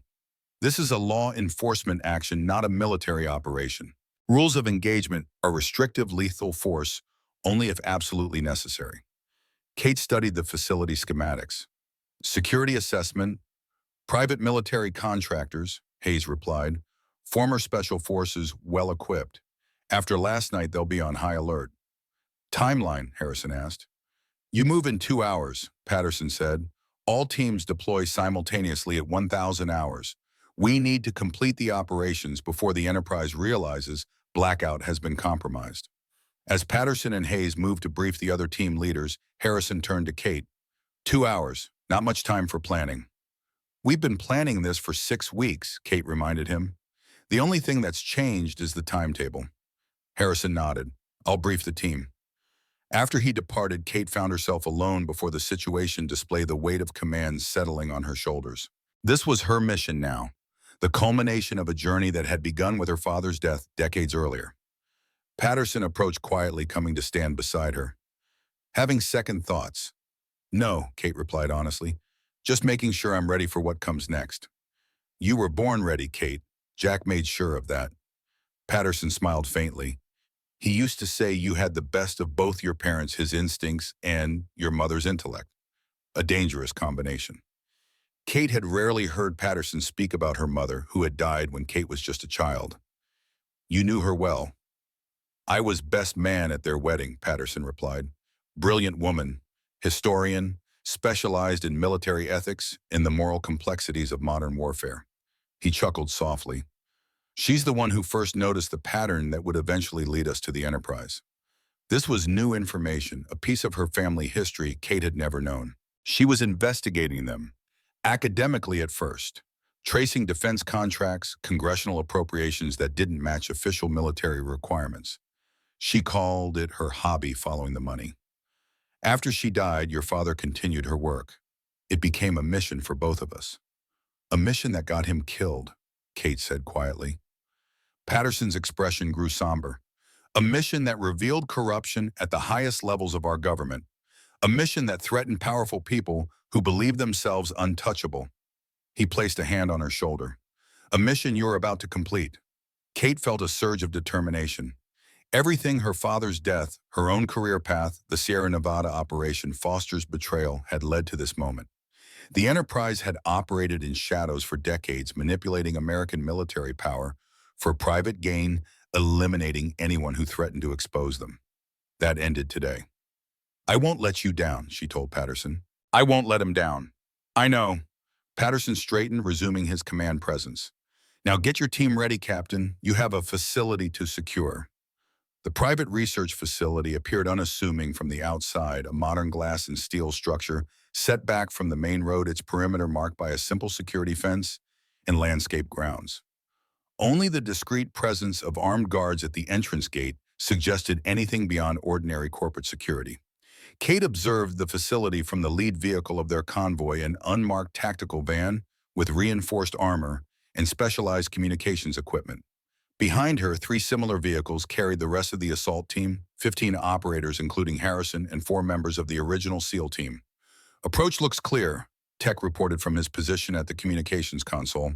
"Perimeter sensors registering normal activity. No indication they're expecting us." "Maintain communications blackout until we breach the main entrance," Kate ordered. "All teams' final equipment check." She secured her tactical vest, checking the placement of spare magazines and flashbang grenades.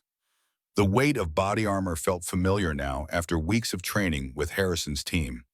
Not the same as the cockpit of an A-10, but she had adapted quickly to ground operations. Harrison moved to sit beside her. "Command center will be on the 3rd sublevel according to the blueprints. That's where we'll find their servers and any personnel coordinating with the other Enterprise facilities." Kate nodded. "Primary objective is to secure those servers before anyone can initiate deletion protocols. Tech's team is prepared, ready with specialized equipment to isolate and preserve digital evidence." Harrison checked his watch. 60 seconds to synchronize breach. Throughout the eastern United States, 4 other teams were positioned at their targets, waiting for the same signal. At precisely 1,000 hours, all 5 facilities would be hit simultaneously, giving the Enterprise no opportunity to warn their other locations. 30 seconds, Tech announced. "All teams report ready status." Kate made a final check of her weapon, a standard-issue arm rather than her personal pistol. This was an official operation now. Everything by the book. 10 seconds. The convoy accelerated, approaching the facility's main gate at speed. The guards reacted too late, reaching for their weapons as the lead vehicle crashed through the barrier. "Breach! Breach! Breach!" Kate shouted as the vehicle screeched to a halt at the facility's main entrance. The assault team deployed with practiced precision, securing the perimeter, while specialized operators attached breaching charges to the front doors. Within seconds, the charges detonated and the team flowed into the building. Kate moved with the lead element, her weapon raised as they entered the main lobby. Civilian employees scattered in panic, security personnel reaching for their weapons, but quickly surrendering when confronted with the overwhelming force of the assault team. "This facility is now under federal jurisdiction," Kate announced, her voice carrying across the lobby. "All personnel are ordered to remain in place. This is not a drill." Harrison directed teams to secure the elevator banks and stairwells, establishing control of movement throughout the building. Tech connected to the facility's PA system, broadcasting similar instructions to all floors. First and second floors, secure, were bound, came the reports from team leaders, proceeding to sub-level access. Kate and Harrison led their element toward the secured elevator that provided access to the sublevels. Tech bypassed the security system, the doors sliding open to reveal an empty car. Sublevel access requires biometric authentication. Tech reported examining the elevator controls, retinal scan and fingerprint. Kate turned to the facility's security manager they had detained in the lobby. "Open it." The man hesitated. "I can't. I don't have clearance for the sublevels." "Who does?" Harrison demanded. "Dr. Ellison. She's the research director, but she's not here today." Kate exchanged a glance with Harrison. Convenient timing. Plan B, Harrison decided. Breach the emergency stairwell. It'll have manual override capabilities for fire evacuation. They regrouped at the emergency stairwell where Tech's team quickly identified and disabled the security systems. The door to the sublevels opened with a hydraulic hiss. "Tech, take 4 operators and secure the server room," Kate ordered. "Harrison, you're with me on the command center. Ghost coordinate with the teams on the upper floors." They descended into the facility's hidden heart, a complex that bore little resemblance to the corporate facade above. The sublevels were clearly military in design with reinforced walls, security checkpoints, and sophisticated surveillance systems, all of which were now dark, their power cut by Tech's team during the initial breach. Emergency lighting cast eerie shadows as Kate and Harrison moved deeper into the compound, encountering no resistance, which only heightened Kate's sense that something was wrong. "Too quiet," Harrison murmured, echoing her thoughts. "A facility this important should have multiple security layers response teams." "Unless they knew we were coming," Kate replied, cleared out anything incriminating. They reached the 3rd sublevel where blueprints indicated the command center would be located. The massive reinforced door stood open, revealing a state-of-the-art operations center with multiple workstations and large display screens, all empty or powered down. "Check for any personnel," Kate ordered the operators accompanying them. "Secure the room." As the team spread out to search the command center, Kate approached the central console, a sophisticated system that would have coordinated activities across the Enterprise's network. "They cleared out," Harrison confirmed, examining an abandoned workstation. "Recently, too. Coffee's still warm." Kate keyed her communications link. "Tech status on the server room?" "Found it," came the reply. "But it's been scrubbed. Clean. Professional job." They didn't just delete data, they physically removed the storage drives. A cold realization settled in Kate's stomach. "Check your watches," she said. "What time did we breach the main entrance?" "Exactly 1,000 hours, Harrison replied. "According to the synchronized operation plan." A plan based on Foster's information. Kate holstered her weapon, her mind racing ahead to the inevitable conclusion. "Tech, I need a full communications sweep. Check for any transmissions from our convoy or staging area before we moved." There was a pause before Tech responded, his voice tight with professional anger. "Found it. Microburst transmission approximately 30 minutes ago. Origin point within our convoy." "Foster," Kate said, the name bitter on her tongue. "He played us, again." Harrison's expression darkened. The tracking device he discovered at the hotel, the information about Operation Blackout, all of it designed to make us accelerate our timetable, commit our resources to these 5 targets. "While the Enterprise executes their real plan elsewhere," Kate finished, "we need to warn Patterson." She attempted to establish communication with Task Force headquarters, but met only static. "Comms are being jammed, local effect only but strong." Harrison was already moving toward the exit. "We need to get topside, establish clear communications." They were halfway to the stairwell when the facility's emergency lighting shifted from white to red, and steel barriers began descending from the ceiling, sealing off sections of the corridor. "Lockdown protocol," Harrison shouted. "Move!" They sprinted toward the stairwell, the barriers dropping behind them with increasing speed. Kate dove through the final opening seconds before it sealed shut, rolling to her feet on the other side. Harrison and 2 operators had made it through with her. The rest of their team was now trapped in various sections of the sublevel. "Tech, do you copy?" Kate transmitted, receiving only fragmented syllables in response. "Comms are degrading." "They're flooding the lower levels with signal jammers," Harrison realized. "Standard counterinsurgency tactic. Isolate and neutralize." The emergency stairwell remained their only route upward, but when they reached the door, they found it sealed, the manual override disabled. "We're boxed in," one of the operators observed grimly. "No," Kate replied, examining the stairwell structure. "We're being contained. There's a difference." Harrison understood immediately. "They want us alive. Or at least some of us." Kate looked up the stairwell shaft, noting the maintenance access panels that led to utility corridors. "They could have gassed these levels if they wanted us dead. Instead, they're implementing a capture protocol." "Why leverage?" Kate said simply. "Hostages to negotiate with the task force, or—" She hesitated, a darker possibility forming. "Test subjects. For what? Whatever they're really developing here."